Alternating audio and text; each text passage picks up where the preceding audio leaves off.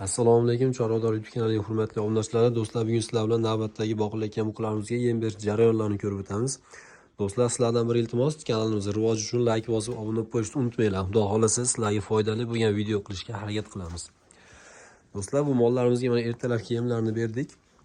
Bu molimizga silos, kunjara kepak va sho'rxa qo'shib bugundan shu rejimga o'tdik. Xudo xolasa shu rejimda beramiz. Sababi bu molga nisbatan biroz orqada qolib qoldi, chunki orada bircha og'ridi. Shu sabablari o'zicha orqada qoldi. Endi ham bu mol ishtahasi ham ancha unga ko'ra kuchli. Endi o'zi bu ko'rishlarga ancha bundan ko'ra kuchliroq bo'lib ketdi. Olinganda deyarli bir xil edi. Katta kichikligi yo'q holatlari. Bu molga kunjara kepak, silos, shakalla beryapmiz. Kunjara kepakning miqdori ikkoviga ham bir xilda berilyapti, lekin bunga sho'rxani nisbatan ko'proq beryapmiz. Endi sho'rxa bilan kunjara kepak rosa zo'r kirishi, sviyasi yaxshi bo'ladi, ham xudo xolasa unda natijasi ham yaxshiroq bo'ladi. Bu mol ham o'zi olinganda 2 oy ham shu 280 kilo atrofida bo'lgan. Hozir 2 oyda biroz o'tdi olinganiga. Hozirgi kunda shu bunisi bir 320-330 kilo atrof kelsa, bunisi 350 kilo bosib yuborishi ham mumkin bu jonivor. Bu o'zi 2 oy ham o'zi qo'yvorilib turib, shu yerda qo'yvorib baqardik baylamasdan. Bu ash bir origan hisobiga bu uni bircha usulni etib shunaqa qilib qo'yayotganiga, yemni ham ko'p yevorayotganiga baylab qo'ydik. Buni o'zini qo'yvordik, lekin bu yaxshi yuvoshancha unaqa usulni etmaydi ham jonivor. Molimiz yaxshi jonivor, ancha yaxshi o'zgaryapti, o'ziga yaxshi olyapti. Yelkalari ham kengayib, mana ham sekin to'layapti, mana bu bo'ynlari ham sekin o'ziga olishni boshlayapti. Bunimiz shu jicha orqada qolib ketdi jonivor. Endi orada bir qo'tir ham chiqdi, xudoga shukr, hozir yaxshi bo'lib ketdi, lekin qo'tiri ham.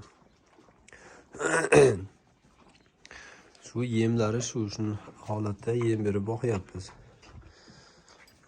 Bular o'zi olinganda sal dadilroq bo'lgan, o'sha 280 kilo, u ham o'zi shunaqangi mollarni o'zi olib bir 6 oy, 7 oy davomida boqilsa shu 280-300 kilo atrofida mollar, ashunda shu 550 kilo, agar yaxshi bo'lsa 600 kilo ham bo'ladi.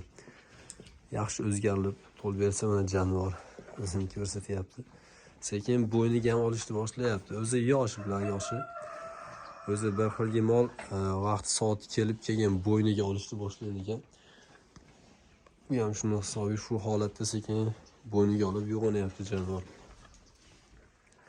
Bu ham o'zi rosa sifatli, oldi orqasi keng yaxshi mol. Endi jicha to'xtalib qoldi orada. Xudo xolasa bu yoqqa yaxshi haydab, ancha oldiga yuraveradi inshaalloh. O'zi agar bu to'lib qolsa, bundan ham kuchli mol bo'lib ketadi. Aslida shu mollarimiz mana qo'tirlari ham mana yo'qolib ancha yaxshi bo'lyapti, xudo xolasa. Bular shu simentalga gibrid mol deb olingan. Ikkovi ham. Endi hozir simentalda tozasi kam, bular ham shu otasi, onasi simental bo'lgan. Rossiya, Dog'istondan keltirgan moldan bo'lgan bular. Mana jonivorlar ko'rishingiz mumkin. Ancha keng bunga nisbatan, mana bu orqada qolib ketdi jonivor. Ham xudo xolasa bu yoqqa yaxshi bo'lib ketadi. O'zi sho'rxa kunjara kepak berilsa, mol ancha yaxshi o'zgarilib, tez natija bo'ladi. Endi lekin ular juda qimmatroq hisobiga shu silosga aralashtirib shunaqa qilib beriladi endi hozirgi kunda. Bo'lmasa yemni narxi ko'tarilib ancha oshib ketadi. Do'stlar, video yoqqan bo'lsa like bosib, obuna bo'lib qo'yib, kommentariyaga o'z fikr mulohazalaringizni yozib qoldiringlar. Hammanglarga rahmat. Alloh hammamiz chorvamizga baraka bersin.